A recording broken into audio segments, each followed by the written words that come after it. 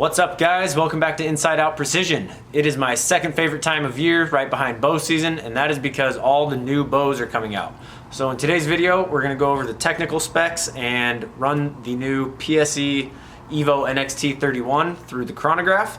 We just got these in the shop like 2 days ago, and I've been dying to get one set up and see what it can do. So stick tight, we're gonna bring you lots of cool information and hopefully give you a little bit of info on whether or not this is the bow for you.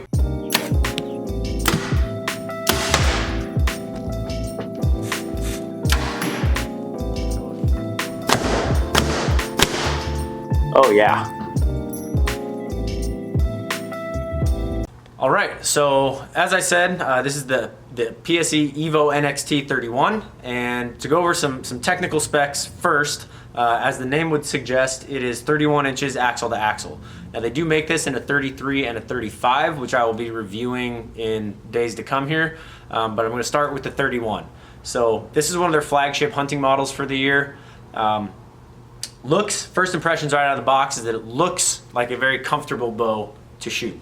You know, they've obviously done some new things here, and I'll get into that here in a minute, but let's go over just the technical side stuff by the numbers first. So 31 inches axle to axle. This bow has a 6.5 inch brace height, so a little over your average hunting bow brace height. Most of them are in that, 6 to 6.25 range. It IBOs at 329 feet a second, and that was a little surprising to me. Most flagship hunting bows these days are going to be in that like 335 to 345 range, so they actually went backwards a little bit from years past. Again,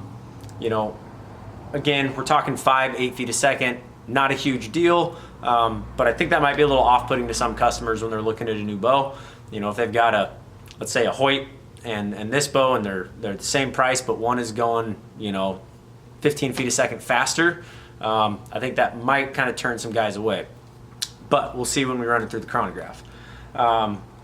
As far as weight goes, overall mass weight, you're right at like 4.55 pounds, I think 4.6 pounds, and this one will go from 25 to 30.5 inches in draw length, so really wide spectrum there. Speaking of draw length, it still has the Evolve cam system, just like the Evolve and the Evokes did the last couple years. Really, really nice cam system. It's very tunable. It draws smooth, it shoots smooth, it's quiet, and what's really cool about it is you might have seen this in my other videos, but you can adjust the let off on this cam. I'll try and get a close up on it right here. This little arm right here, come on camera, there we go. This little arm, by moving it in or out, I can adjust the let off between 80, 85, and 90% in the high let off model of this. I have this one set at the 80%. Personally, I don't like really high let off, so I would never shoot one at 95, but the 85 felt really comfortable when I was running this through the Chronograph. So you can adjust the let off there. It's just a rotating module to adjust the draw length. There are no draw stops that you need to match to the module like you do on a Hoyt. It's just in the module, so it's really quick and easy to adjust draw length on it. They do make this bow in a low let off option, so you can order it with a low let off module that will go between 65, 70, and 75%. So for those of you who like more holding weight, you don't like a real deep valley, you want a little more responsiveness in your bow, they do have that lower let off option. And you will gain a little bit of speed with that, and when I say a little bit, I mean like maybe 3 to 5 feet a second. It's not a huge difference, but basically when you have lower let off like that, there's no energy wasted in the cam getting out of the valley at all. It transfers into the string a little faster, so you gain a little bit of speed. So really cool system on the cams. Again, that's the Evolve cam system. When it comes to tuning this bow, there's a lot of options. So you may notice it doesn't have a split harness yoke like a Hoyt does. And so when tuning this, they have a few different options. One is, and probably the most popular, is if you look right here, there's little spacers. It looks like one spacer, but it's actually 3 small ones all pushed together. And kind of like a Matthews has the top hat system where I can push the cam right or left with the different size spacers. I can do the same with this. So I could put, take one out of the right and put it on the left, or take 2 out of the right and put it on the left, or vice versa. And that goes for top and bottom. So I can really, really fine tune my left and right tear with just that spacer system. If I'm ripping just 1/8 of an inch, I can try just moving, one spacer to the other side and see if that cleans it up. On top of that, they have their cable slide here, and their cable guard is a really cool system. So it's all rollers, just like like Hoyt's and Matthews and almost any other bow. The cables themselves are on rollers, and then another cool part is the roller guard right here that's actually on the cable. So if you get like some tree sap or dirt or something on here, you're not going to have one that's like a plastic piece that slides over this and can gum up and kind of chatter. It's always going to slide really quiet and smooth along that cable guard. So that's nice. Another thing is I can adjust the pitch of that cable slide there. So if you look right here, you can see I can loosen that screw there, and I can move this in or out. And again, that's going to aid in tuning. So obviously you don't want to get it so far inside that you're going to get contact with your cables on your vanes, but you can make really fine adjustments by moving that in or out. If you're just a little bit tail right, a little bit tail left, with most quality bows today, you should never have to move the rest out of center shot. They should come with different options to tune them. So a lot of options for tuning on this. They still have, I love PSE's limb pocket system. It's still the wedge lock, really, really solid. There's no play in this. And it's just a really nice platform. As far as the riser and the limbs go, they switched it up a little bit. So in years past, they've had a little more vertical limb, and the riser was a little bit shorter. And this year they have actually extended the length of the riser, and the limbs they're more laid back. So they're more parallel, and they seem to be a little bit shorter than the limbs on the Evolve and the Evoke series. Now, if you're wondering what that does, basically a longer riser with more parallel limbs allows me to maintain a shorter axle to axle while increasing my aiming platform. And by that I mean a longer riser generally will hold better on target than a shorter riser. That's why most target bows are going to be 37 to 40 inches, because generally speaking, when you get a longer axle to axle bow, you get a longer riser with it. So by extending the length of the riser and bringing the limbs in, they maintain a short axle to axle while still getting a really stable aiming platform. Some other things they've done on the riser this year that they, consumers kind of asked them to do was they have this new synthetic grip, and this is removable. It's actually very reminiscent of like the Hoyt grips, the synthetic Hoyt grips. It's a little bit wider than maybe I would prefer, but a lot of guys' complaints last year with the grips on PSEs was it was just a riser. It was aluminum, it was a real thin tournament style grip, which I actually really liked. But for guys that are out, hunting in really cold weather, it just froze their hand off carrying their bow around. So this is going to insulate your hand from that aluminum grip a little bit, as well as provide just maybe a little more comfortable feel. Again, it's removable, so if you don't like it, you can pull it right off, and it's going to feel just like the grips did last year on the Evoke series. So, they listened to people's complaints and they fixed it, which I love when companies do that. I hate when they just think they know better than everybody and just keep producing stuff that people don't want. So PSE really listened to that. Some other cool features on this is there's multiple mounting holes for my stabilizer. So this is your standard. They've also got a lower bracket here that I can put it in.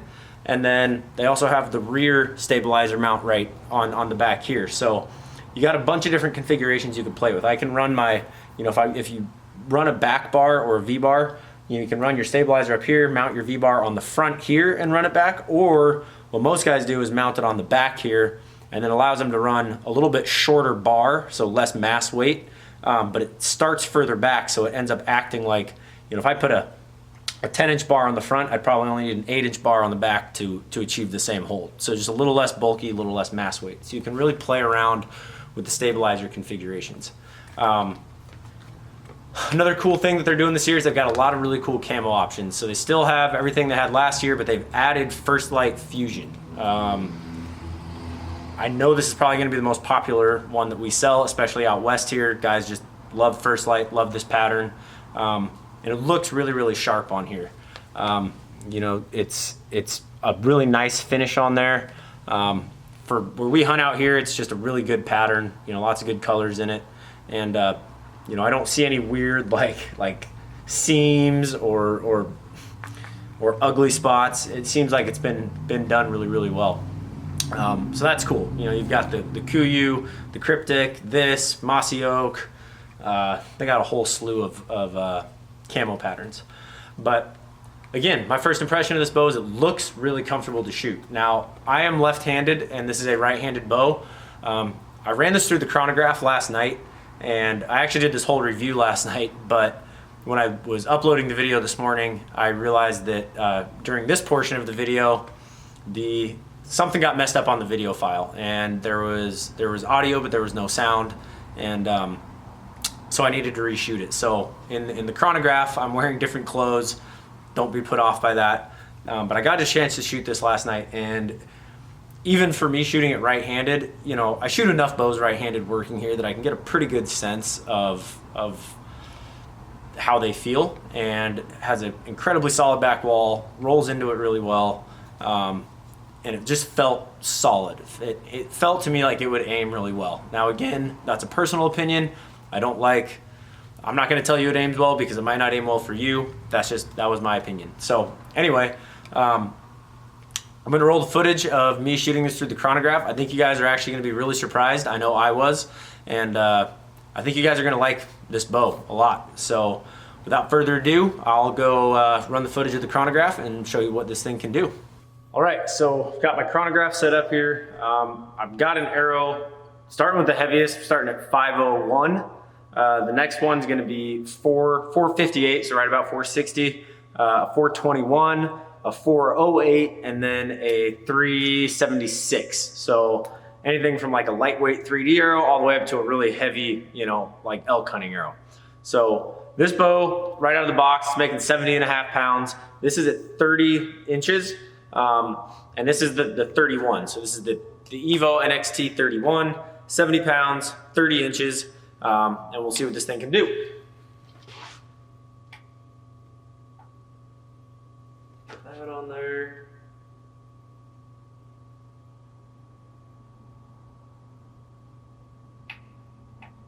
All right, 501 grains out of the Evo NXT 31. Again, this is right-handed. I'm gonna look stupid drawing this. Don't judge me. It actually does draw really smooth even for being right-handed. 282. That is actually way faster than I was expecting for a bow that only IBOs at 329. That's crazy. So next arrow I've got here, this one's coming in at 458. So this is like a really common weight hunting arrow. Anything from deer to elk, you know, this is an arrow weight that we like to see people shoot. So this is 458. Oh.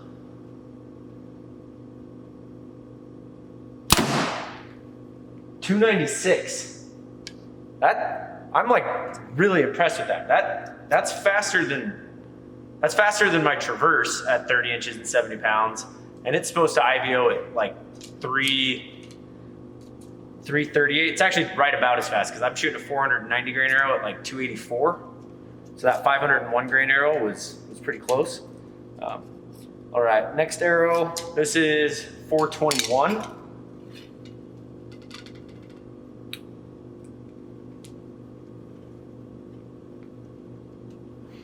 Really solid back wall. Like that is rock solid.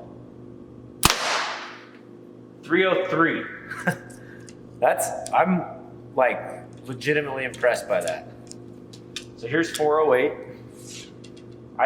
You know, PSE kind of got a bad rap for a long time because they, like that whole X-Force series and like the Omen and all that, like those bows were just a pain in the butt to tune. They had no valley, really rough on the draw cycle. This bow is extremely smooth. It's kind of hard to tell on camera, but it's pretty quiet too. 311, and this one should scream. This is a gold tip Valkyrie. It's a 340 spine, but it's only 376 grains.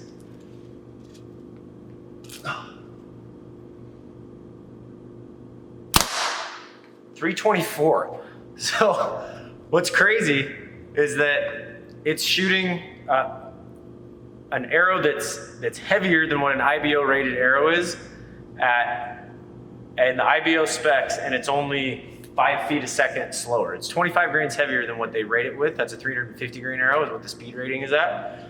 And it's 329 IBO, that's 324 with 25 grains. So it holds pretty true to spec. I bet if I shot a 350 grain arrow out of this, I'd be right at that like 330 mark. So that is really impressive. I'm now gonna back this down to 28 inches, kind of a more common draw length, and we'll do the same test with the same arrows and see what it does. All right, so I just set the draw length to 28. Really easy to set the draw length on these. It's just a rotating module, so there's no draw stops that you have to match with it. It's just in the module. Really quick, really easy. I do want to note this, I'm shooting this at the 80% let off, and it feels really, really good. You might lose a couple feet per second if you went to the 90%. I'm gonna guess probably 3 to 4 feet a second. But it's not a big difference. So, you know, let off is more about the holding weight, not so much speed. You get a little more speed just because there's no wasted energy getting out of the valley. It all translates into the arrow. But just to clarify, that is 80%. So still same spec, 70 pounds. This is 28 inches, so much more realistic draw length. Get my chronograph back on here, it turned off on me. All right, so starting with 501 grain arrow. This is like an Axis 260, big old heavy thing. 28 inches, 70 pounds. Evo NXT 31. 260, so pretty significant drop off there. With an arrow that heavy at 28 inches, that's right about what I would expect, honestly, out of a bow that would even IBO a little faster. Next arrow, so this is 458. Again, this is a really common hunting weight. This would be an arrow, you know, at 28 inches and 70 pounds. You know, I would set a guy up with this arrow for anything from deer to elk. So really common arrow weight here. Really, really nice back wall, really smooth draw cycle. 273. So that's very good speed, very reasonable. You know, nobody's gonna be upset with that. This is a 421.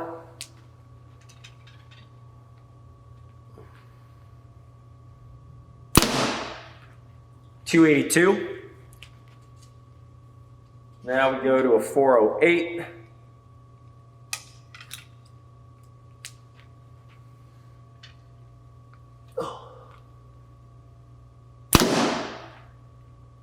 .289, it's right about 290 with 408 grain arrow. And then this is the light guy here. This is 376, so 28 inches, 70 pounds, 376 grain arrow.